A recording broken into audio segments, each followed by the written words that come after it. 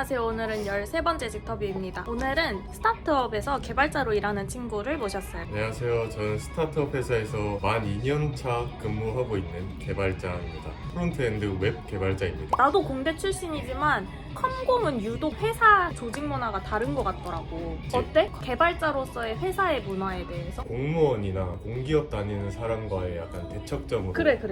문화가 사람들이 그냥 추리닝 입고 출근을 한다든지 진심? 일만 잘하면 장땡인 그런 그래. 직업이지. 무서우면서도 편하다. 그치? 이건 고정 질문인데 개발자의 장단점 3개씩 한번 해보자. 첫 번째 장점. 그냥 제일 좋은 건 일단 능력주의. 왜냐하면 다른 거 신경 안 쓰고 일에 집중할 수도 있고 정치질 이런 게 드물 수도 있지. 그럼 2년 다니면서 정치질 해본 적 없겠네? 없지. 뭐 사람들한테 샤바샤바 할 필요도 없는데 개발자들이 샤바샤바 능력이 다 떨어져. 자, 개발자 MBTI 뭐가 제일 많아? 거의 다 알지. 진짜? 진짜? ISTJ? 뭐 그런 느낌이. 약간 자기 할 것만 딱 하는 사람. 두 번째 장점. 다른 거 신경 안 써도 돼. 뭐 그냥 회사에서 일할 때 무조건 다 추리니. 진짜 옷 살 일이 없겠다. 그치. 뭐 그냥 나 후드티 3일 입고. 세 번째 장점. 사무직에 비해서 그래도 연봉이 높은 편? 잘하는 사람들은 뭐 천장이 없어.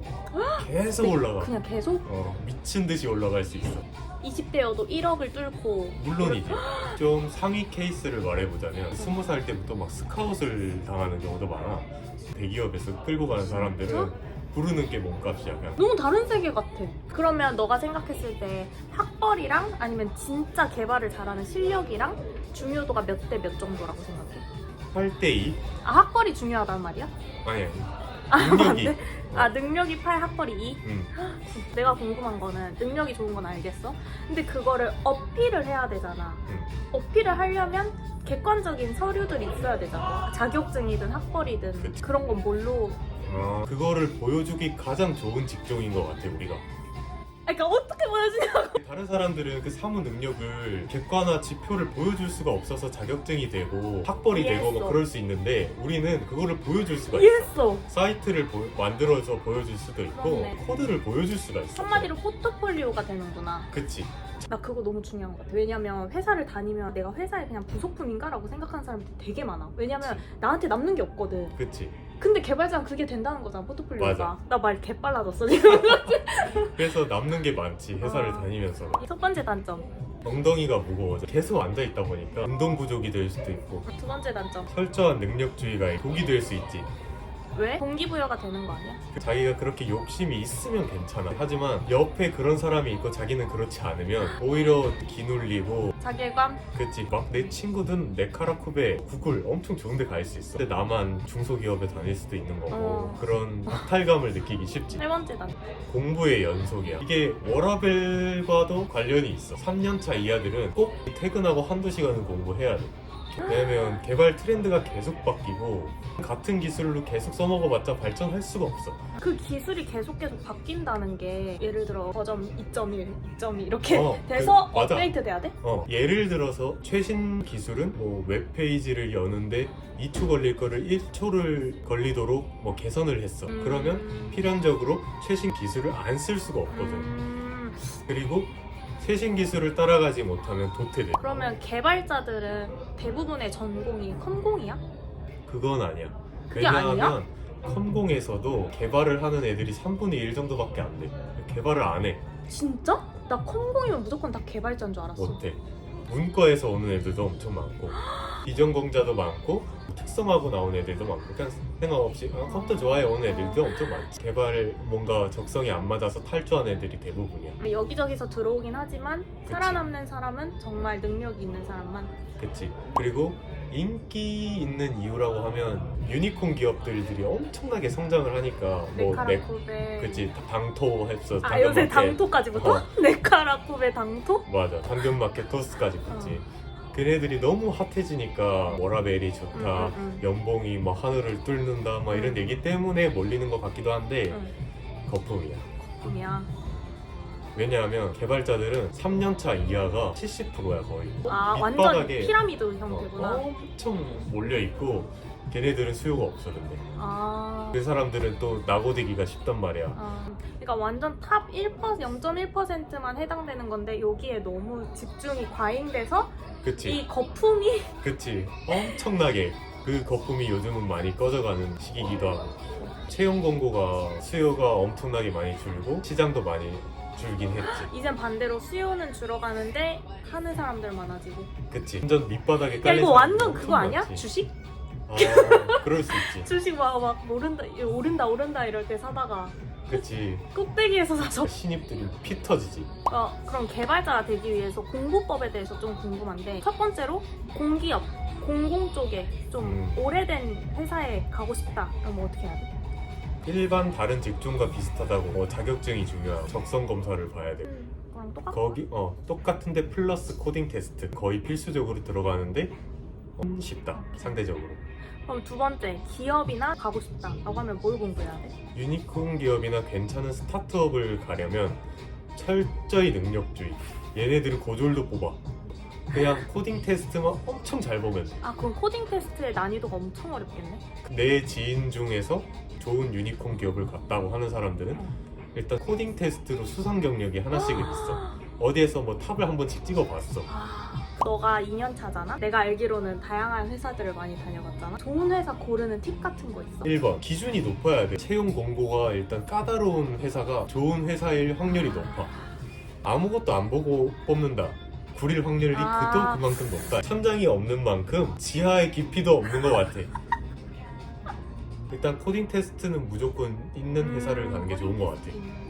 두 번째, 분야가 명확하게 나뉜 회사를 가는 게 좋을 것 같아.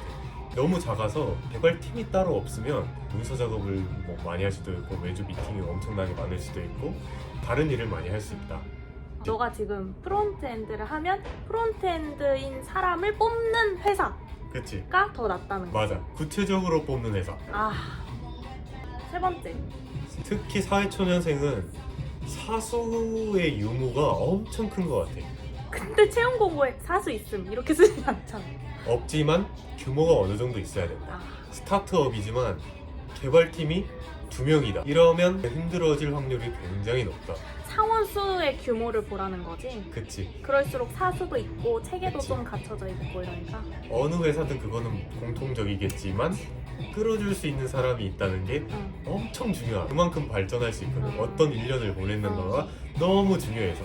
그러면 개발자는 능력 중심이니까 이직률이 굉장히 높을 것 같거든? 몇 개월에 한 번씩 이렇게 이직을 해? 사회초년생들은? 그래도 1, 2년만 하고 옮기는 사람들이 많지. 최소 10% 이상 연봉을 올릴 수 있고 많이 올리는 사람들은 1년 만에 30% 올리는 사람 봤어. 1년을 얼마나 보냈느냐가 정말 중요해. 너가 개발자로 일하면서 행복했을 때가 언제야?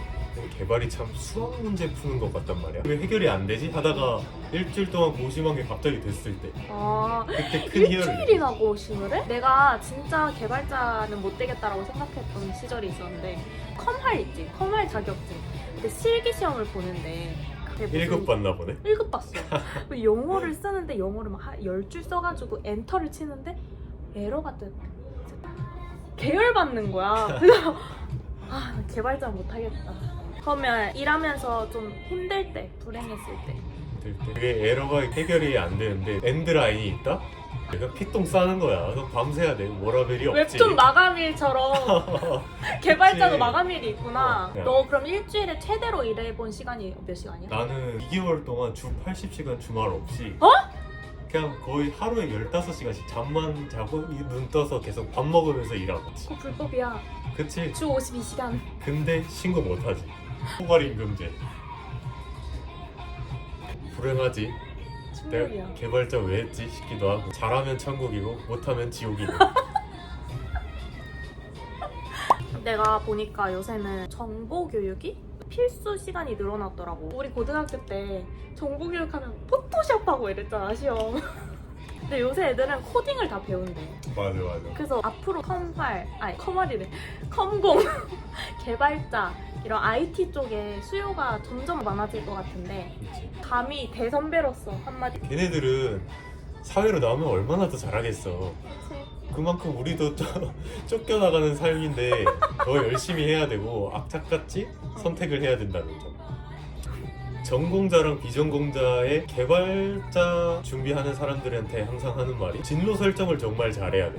메이플도 직업이 엄청나게 많은데 게임도 아, 개발자도 그만큼 있는 것 같아.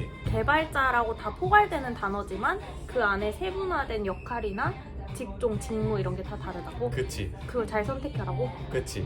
그거에 대해서 자기 몸값이 달라질 수도 있고 그러면 자기 어떤 종류들이 있는지를 잘 알아봐야 되잖아. 그치. 그럼 어디서 알 수 있어? 챗 GPT한테도 물어볼 수 있고 아니면 그- 원티드가 그나마 개발자 플랫폼에서 좀 큰 채용 공고를 가지기도 야, 하고. 이제 나오네 꿀팁이. 어. 원티드? 원티드 요새 나라에서 국비 교육 이런 거 되게 많이 해주잖아. 의미가 있다 생각해?